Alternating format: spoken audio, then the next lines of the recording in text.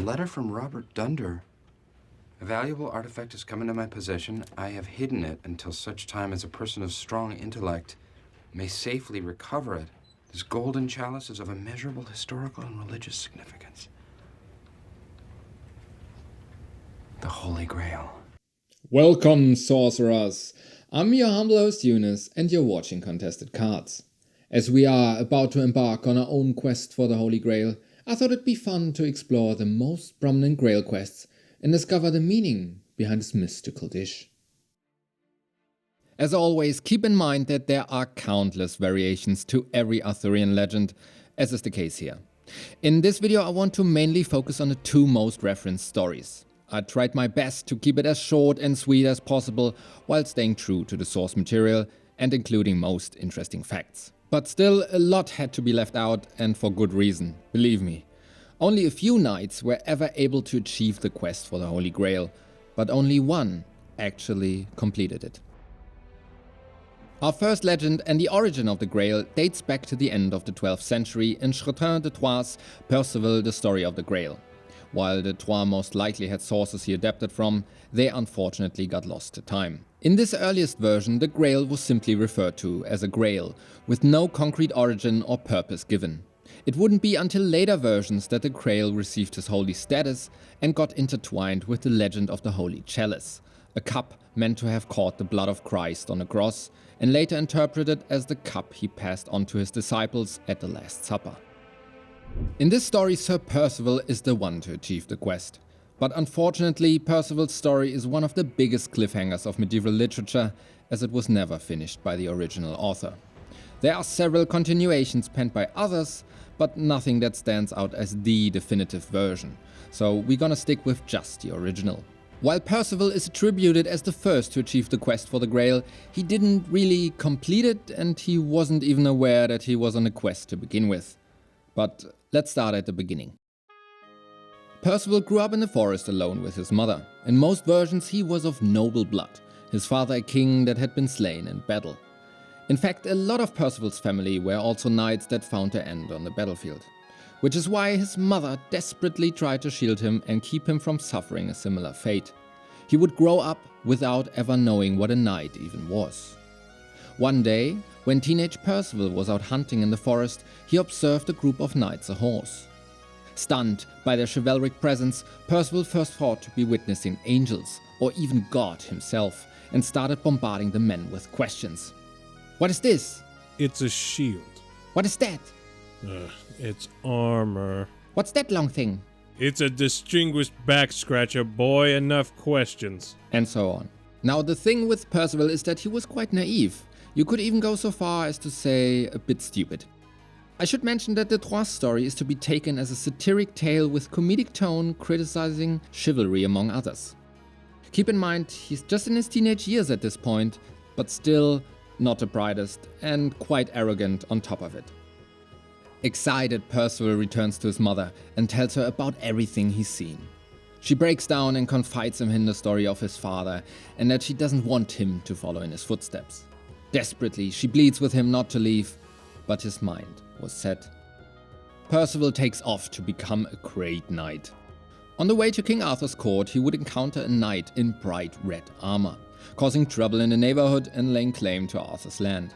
He didn't think much of it other than being immensely impressed by his red armor and that he also wants one of those. The Red Knight asks him to deliver the message of his claims to Arthur. Percival continues and finally arrives at Camelot. There, he hastily demands to be made a knight, not even having the time to dismount from his horse. He also demands a similar red armor to that of the knight he just encountered, for which he gets mocked by a knight of the Round Table, namely Sir Kay. He tells him that if he wants the armor so bad, he will have to go and take it from him. Before even awaiting a proper response to his request of knighthood, he sets out again in pursuit of that shiny red armor. He finds the Red Knight and quickly bests him with a javelin through the eye, getting him that fancy armor. He then got kinda homesick, so he sends message to Camelot informing them of his deeds and continues on his journey. He came across an old man that would serve as a mentor to him. He taught him in knightly behavior and etiquette, telling him to go to church, to find a woman whom he can console, and not to claim publicly that he was taught by his mother. But most importantly, that he should not be too talkative. Something along the lines of, Don't talk too much, boy. Don't want anyone to be offended by the shite that comes out of your mouth, eh? which Percival took to heart and began to speak less often. One day, he comes across an old man fishing in an anchored boat, which turns out to be the Fisher King, which actually turns out to be his uncle. The king invites him to stay the night at his castle, which Percival gladly accepts. At supper, though, he quickly learns that the king is fatally ill and that the land is suffering for it. Suddenly, squires and maidens enter the hall, each of them holding a different object. They begin to walk around the room and pass Percival. First, he sees the bleeding lance, the spear used to pierce Jesus on the cross. Then, a big candelabra, followed by a maiden holding a golden grail adorned with jewels, and finally, a silver platter. 3 times these items pass him by, but remembering what the old man had told him, he kept quiet, not asking a single question about the lance or said Grail, which is where he failed the quest. For when encountering the holy procession, Percival doesn't ask the question, the Grail question. For the keeper of the Grail, in this case the Fisher King, may only be absolved of his enchantment and healed when the question is posed, completing the quest. The question being, who does the Grail serve? He woke up to a barren castle the next morning. Everybody was gone. Eventually, he would come across a maiden weeping beneath an oak tree, who not only turned out to be his cousin, what a small world, but who also angrily told him what he had done and that he should have asked about the damn Grail to heal the king. To make it even worse, she also informs him that his mother had passed in his absence.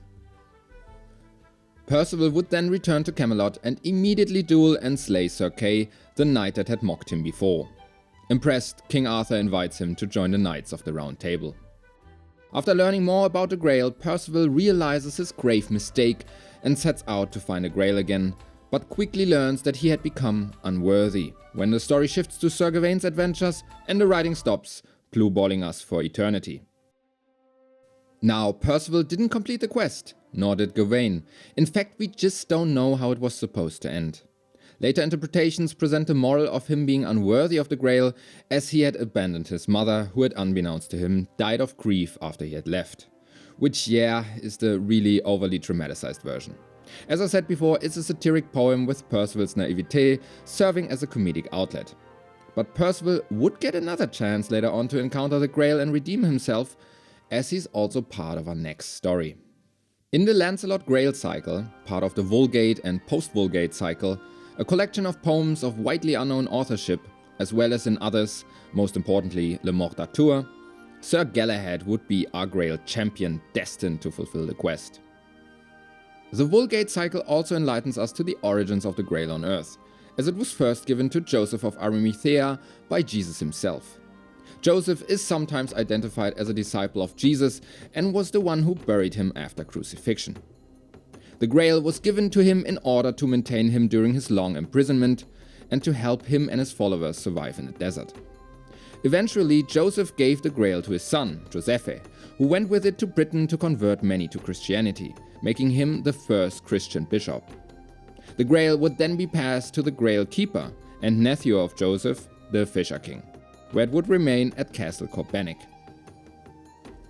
From this point on, I'm gonna stick mostly to Mallory's version of the Grail quest from his masterpiece Le Morte d'Arthur, as I do find its narrative to be among the most cohesive, even going so far as to redeem Percival and cleverly interweaving prophecy and artifacts of importance throughout his stories. Galahad is the son of Sir Lancelot and Lady Elaine, the daughter of the Fisher King. The Fisher King long knew of the prophecy that his offspring would one day achieve the quest. Thus, he magically disguised his daughter, the Grail maiden Elaine, to sleep with Lancelot in the image of his forbidden love, Queen Guinevere, the wife of Arthur. Which Lancelot of course couldn't resist and totally fell for, resulting in baby Galahad, who Lancelot knew nothing of.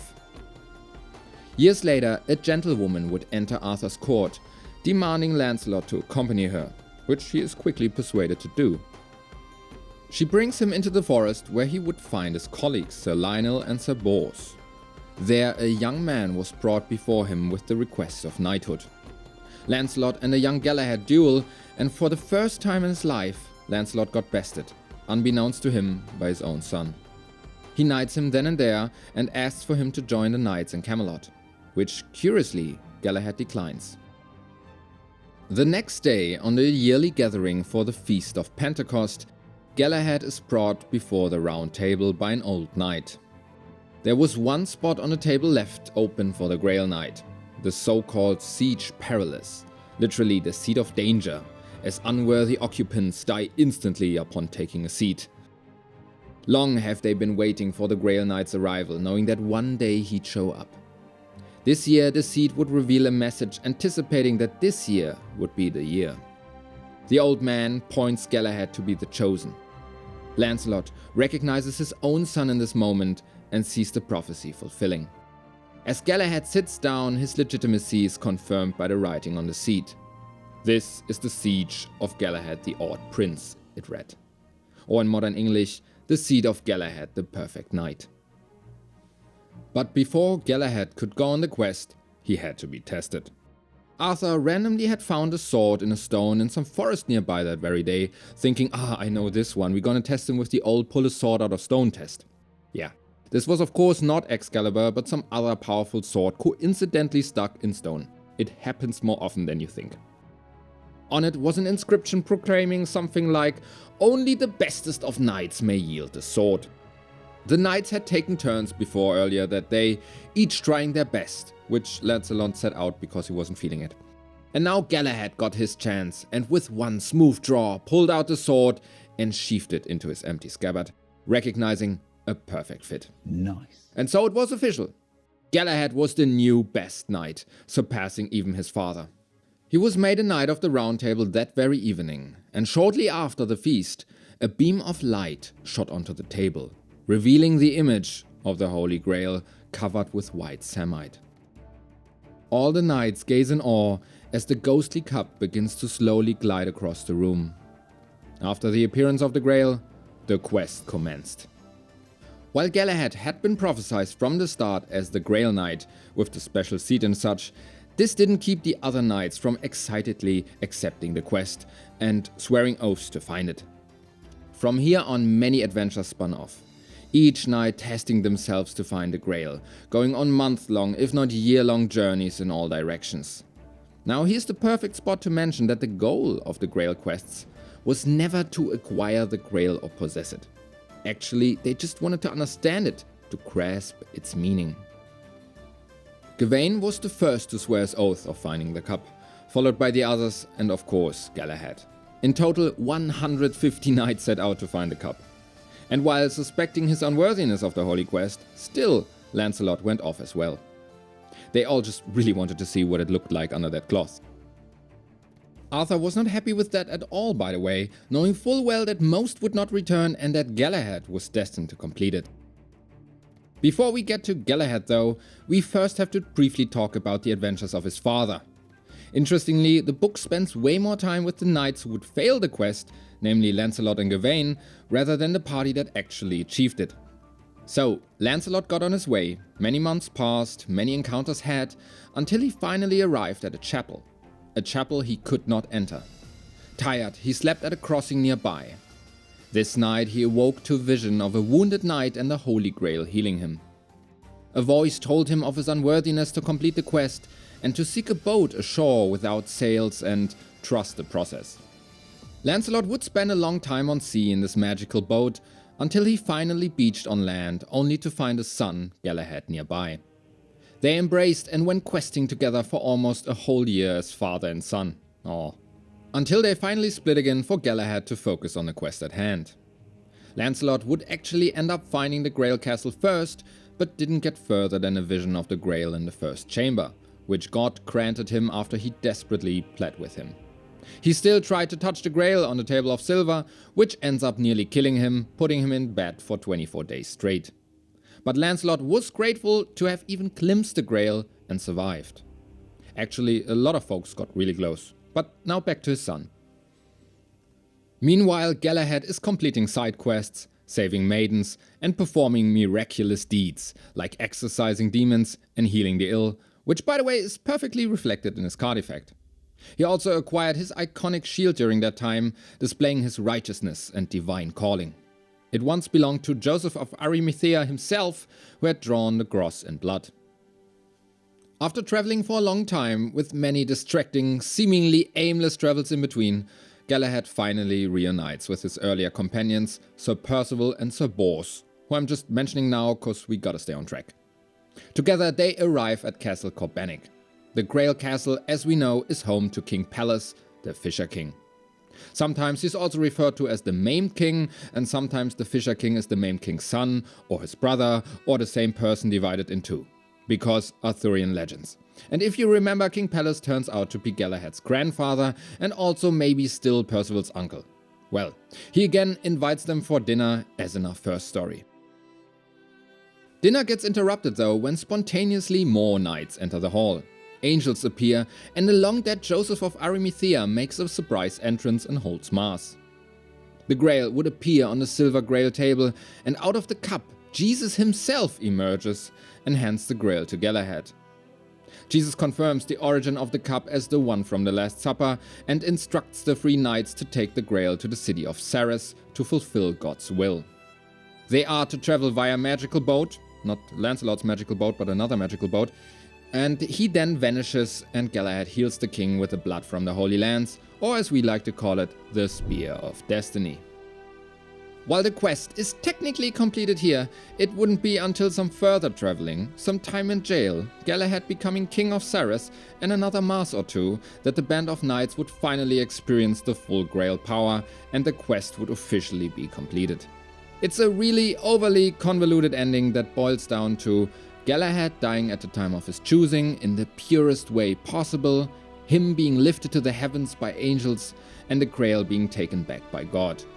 His companion Percival would stay there until his death a year or two later, and Sir Bors would be the only one to actually return to Camelot and tell the tale.